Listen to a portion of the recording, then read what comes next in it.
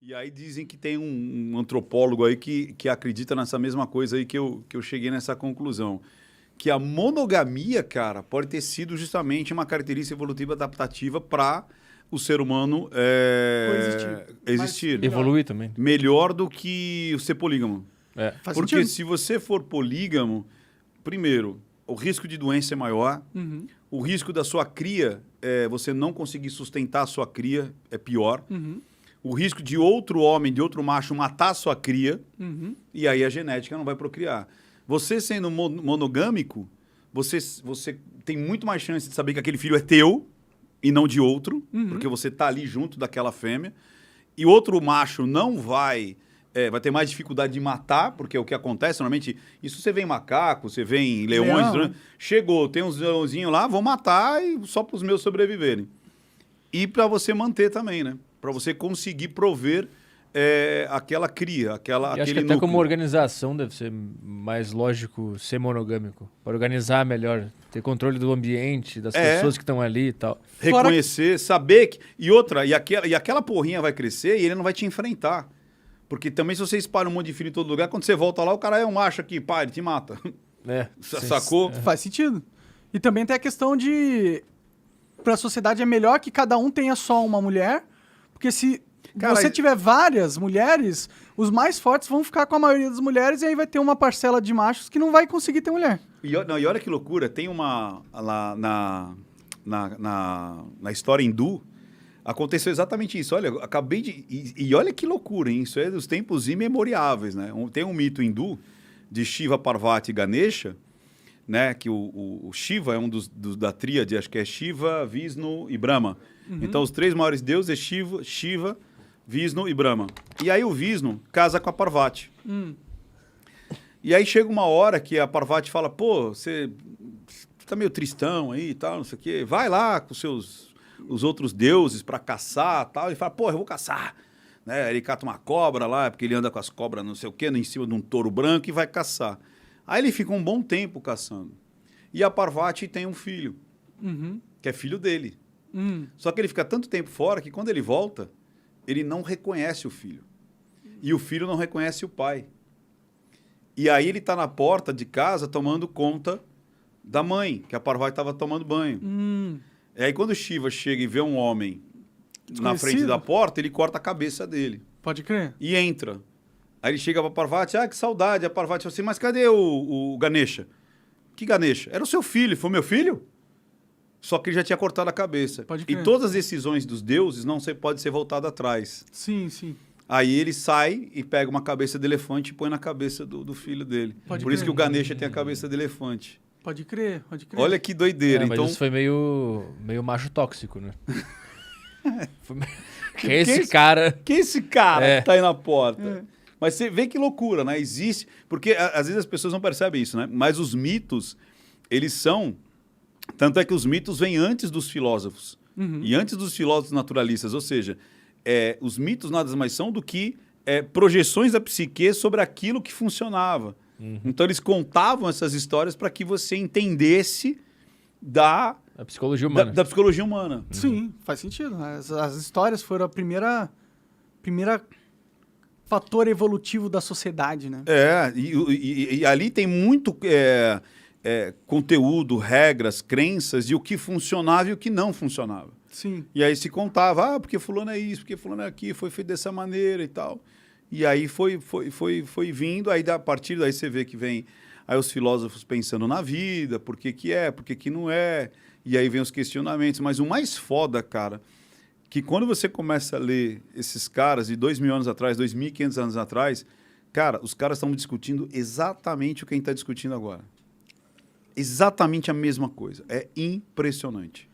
Talvez a gente não tenha chegado a uma conclusão ainda, né? Por isso que a gente continua discutindo. E talvez nunca vai chegar, né? O quê? De sentido, essas paradas? Sentido, cara. Outra tecnologia, por exemplo, se eu não me engano, eu não sei se era Aristóteles ou Sócrates, que achava que ninguém tinha que escrever nada em livro. Era o Sócrates. Porque ele achava que era de ridículo você ter a tua... É que não era natural, não era... porque você tinha que guardar na cabeça. Então ele dava... Tanto é que ele nunca escreveu livro nenhum. Platão que começou a escrever sobre...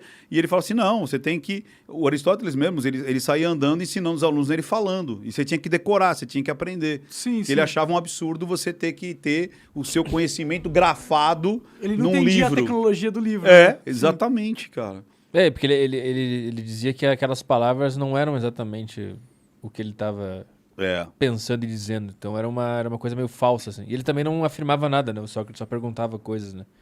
E ele desestabilizou toda a sociedade só perguntando coisas. Interessante, né? Interessante. Tem o filme dele é muito bom, um filme italiano, que fala da vida do Sócrates inteira lá. E ele só faz perguntas, só pergunta e as pessoas começam a ficar braba. Que é o parto das ideias, né? Que ele falava que ele fazia as pessoas terem chegaram na conclusão que elas já tinham dentro delas. É. Né?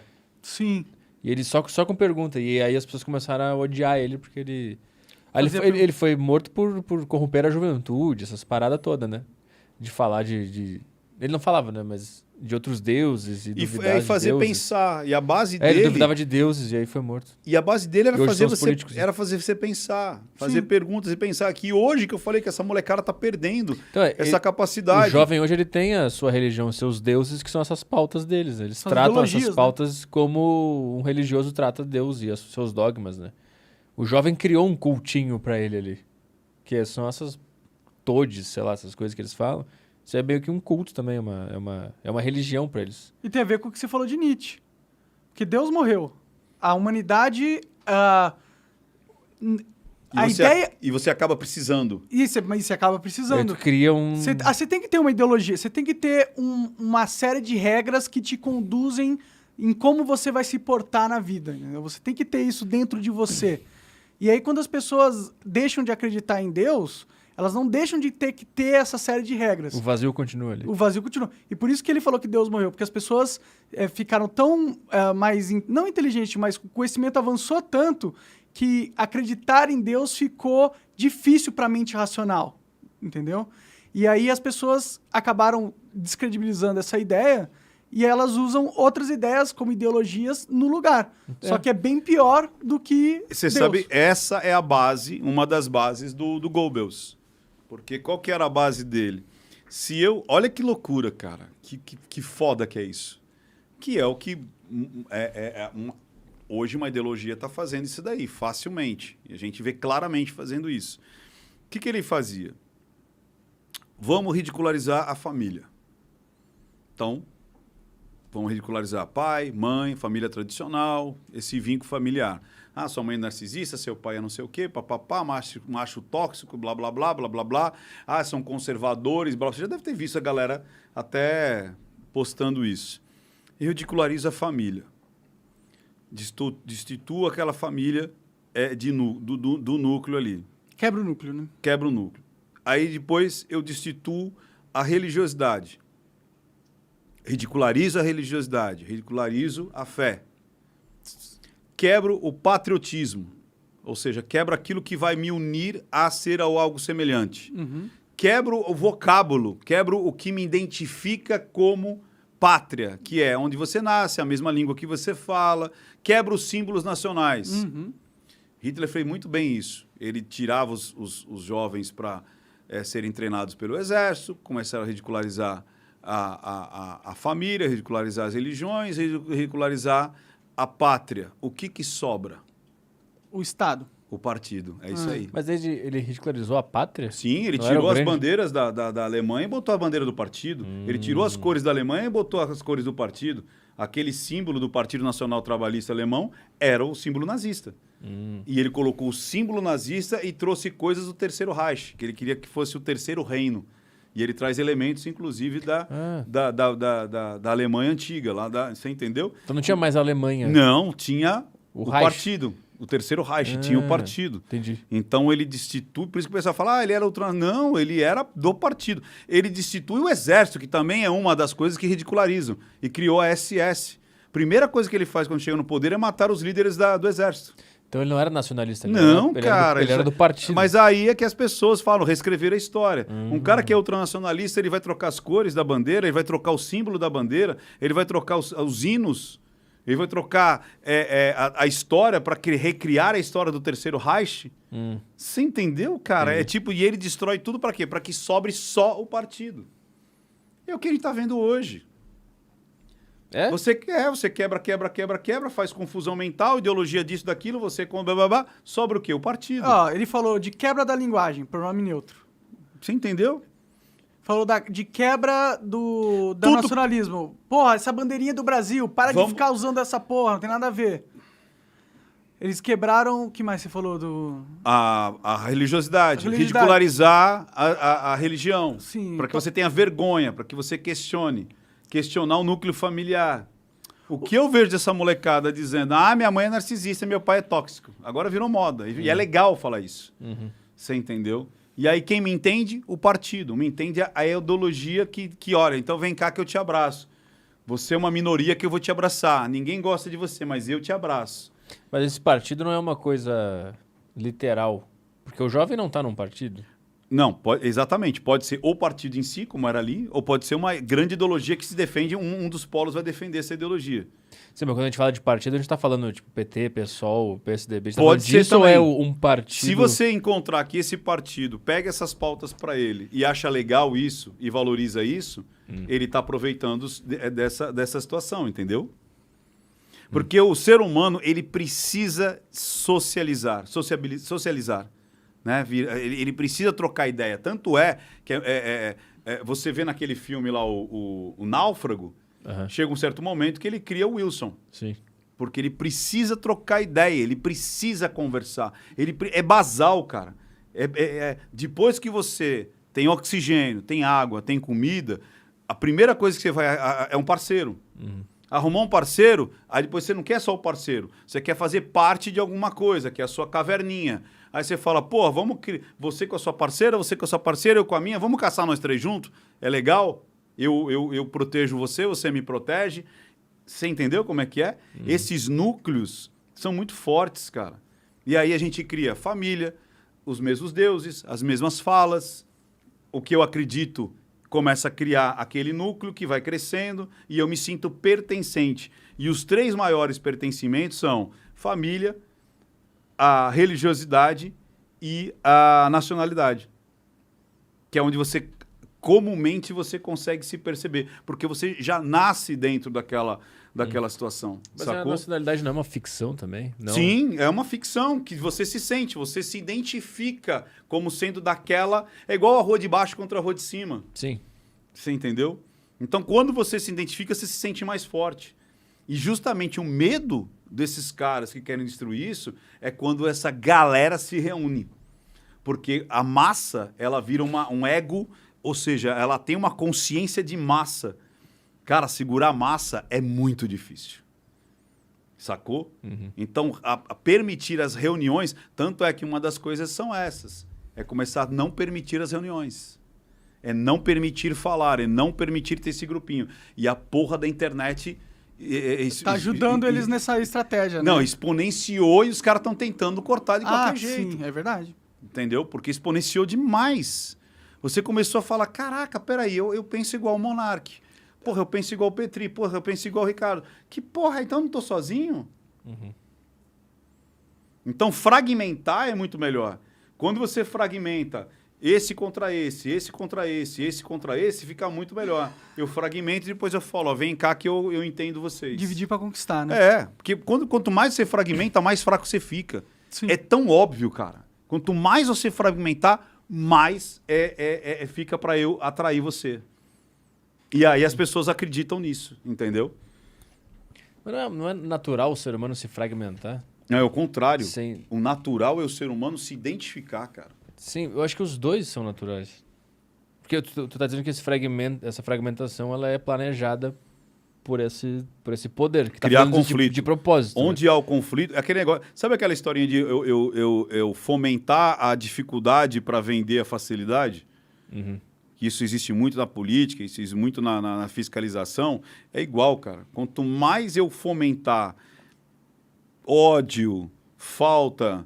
Aí é falta de comida, falta de lazer, eu forneço, eu viro o grande pai, eu viro o Big Brother, eu viro o grande irmão. Então tem uns caras no escritório decidindo fazer isso de propósito. Desde a época que você pega, desde os tempos imemoriáveis, desde o que os deuses não gostam do que você está fazendo, desde o pão e circo, você entendeu? Desde o feudal, deixa eu transar com a tua mulher, mas eu vou te defender do visigodo, do godo, do ostrogodo, entendeu? Sempre tem um inimigo que vai te fragilizar para eu cuidar de você. Sempre que eu criar um inimigo que fragiliza você, eu vou te dar essa sustentação. Isso desde sempre, cara. Esse é o problema. Mas eu entendo o que você está falando. Também é importante que, que todo mundo não pense igual. Né? Você não quer uma sociedade que todo mundo pensa tudo igual. Sim. Isso. Mas aí tem os valores que são essenciais que todo mundo pense igual, entendeu? Por exemplo, ninguém é a favor de roubar. Ninguém acha que roubar é certo, tá ligado? Então você tem que ter uma sociedade onde todo mundo concorda com essa ideia e aí essa é uma sociedade mais saudável. Mas olha, isso não se aplica para todas as ideias, só para algumas ideias fundamentais. Pertencimento. O pertencimento não indica que você vai ter as mesmas ideias. Tanto é que numa mesma família você tem irmãos que pensam diferentes. Num jogo de futebol você tem pessoas que pensam diferentes. Na maçonaria você tem pessoas que pensam diferente. Dentro da igreja você tem pessoas que pensam diferente. O pensar diferente independe de você ter essa vontade de pertencimento, cara. Mas o ruim é todo mundo pensar totalmente diferente um do outro. Se eu não tenho nenhuma ideia que é semelhante à sua, que a gente não tem nenhum ponto de conexão em nenhuma ideia, a gente com certeza vai se matar.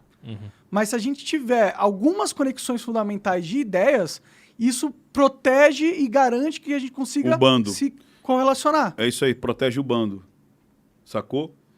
E quando você vai quebrando isso daí, fica mais fácil para você dominar. Cara, por isso que eu falo, aí quando você olha para fora da janela e vê um monte de coisa acontecendo, dá medo. Porque, de novo, a gente acha que a gente está no limite da cultura, da sociedade, mas tem os grandes donos do mundo. E sempre vão ter. Sim. A merda deles foi que a gente teve, de novo, a porra da rede social, que deu voz para muita gente que não deveria dar. Tirou o controle. Perdeu o controle, é isso aí. Porque sempre tem os grandes donos do mundo. E esses caras, cara... E se você é muito poderoso e tem o controle sobre algo, quando você perde, você não vai querer reaver? Eu gostaria. Se eu fosse muito poderoso e eu perco o controle de algo que eu gostava muito de ter o controle, e aí vem uma mudança tecnológica e tira esse controle de mim, qual que é a chance de eu aceitar, tá ligado? Eu que estava acostumado a ter esse poder, que nasci desde a época medieval e tive sempre esse poder... Qual que é a probabilidade de eu ficar... não, tudo bem, eu perdi poder. Não, a probabilidade é eu falar, perdi poder, que merda, como que eu recupero? Vou bolar uma estratégia e vou tentar. Por isso que eu acredito também que existe E poder e grana, cara, aí, é algo que sempre seduziu muito, né, cara? Sempre. Você cata, como eu falei, desde os tempos imemoriáveis. Você cata lá desde o cara... O cara que era o xamã era o cara que não precisava fazer nada. Eu não preciso caçar, eu sou o xamã. Eu vou fazer a conexão, eu vou revelar para vocês. Aí você cata lá os maias, a mesma coisa. E eu não preciso trabalhar, trabalhem para mim, sustentem a minha conexão. Os poderosos sempre vão fazer a plebe trabalhar para que eles fiquem no bem bom. São poucos e os amigos do rei, e o resto faz de conta que eu estou te dando alguma coisa, eu estou te dando algo em troca. Ou é uma proteção divina, ou é pão e circo, né? Ou é um ataque externo, ou eu te protejo, senta aqui no colo que eu te protejo, contra as mazelas do mundo. E hoje virou o quê? Não tem mais reinados, não tem mais o xamã, não tem mais o Deus Sol, que eu sou, né, o enviado. Tem o quê? Os partidos, cara. E aqueles partidos que tomarem conta vão ter mais poder e vão ter mais facilidade. E o mundo vive nisso daí. Não é só Brasil, isso é mundo. É quem que vai dominar aquela estrutura, quem vai dominar a chave do cofre. Mas se alguém domina, eu não acho que são os partidos, não. Não, os partidos são faz parte do jogo. É isso aí. Entendi. Quem fomenta, é quem... Ixi, aí é... George Soros. Ele é um dos caras que domina, né? É. Pois é, eu É um pensamento sei. depressivo da gente ter que, tipo... Se isso é realidade, se essa é a realidade que está acontecendo agora, se a gente está vivendo nessa realidade, isso é muito triste. É muito triste. Porque a gente percebe que a gente é uma formiga num tabuleiro de deuses gigantescos e a gente... Como que a gente vence esses caras, entendeu? Não dá pra enxergar, é assustador. É assustador. É que nem eu falo, tem coisa... Por isso que é aquela velha história. A gente vai conseguir dominar? Nunca que a gente vai conseguir dominar. Mas é que a gente tenha pelo menos o mínimo, como você falou, para que eu faça meu showzinho lá, para que eu viva a minha vida ali, para eu consiga ter um trabalhinho ali, para que eu possa falar, para que eu possa pensar, para que eu possa gostar do Deus que eu quiser. E se eu quiser ser ateu, tudo bem. Você entendeu? E se eu quiser fazer sexo com a melancia, tudo bem. E não ficar tipo, mas isso pode, isso não pode, isso quer. É liberdade, cara. E esses oligarcas têm um problema. E é liberdade pra eu ser hétero. E fala assim, porra, eu quero ser hétero. E eu acho legal ser hétero. Aí o outro fala, porra, mas eu sou gay. Tá bom, beleza. De novo, respeite as minorias, respeite as maiorias também. Tem que respeitar, independente se você é minoria ou maioria. E não sucumbir um contra o outro. De novo, se você der um salvo-conduto ou uma culpabilidade, porque um é branco, o outro é preto, é hétero, é gay, é rico, é pobre, é mulher, é homem, e é o que está acontecendo. A gente já está dando um salvo-conduto ou uma culpabilidade por conta de características. E não de simplesmente, como a gente falou, moral e ética, para que cada um viva a sua, mas sem agredir ninguém. Isso também não entra. Você acaba de assistir um corte do Monarch Talks. Agradeço demais, mas se você quiser ver o vídeo na íntegra e acompanhar ao vivo todas as transmissões, você tem que ir lá no rumble.com/monarch para não perder nada. Segue a gente lá.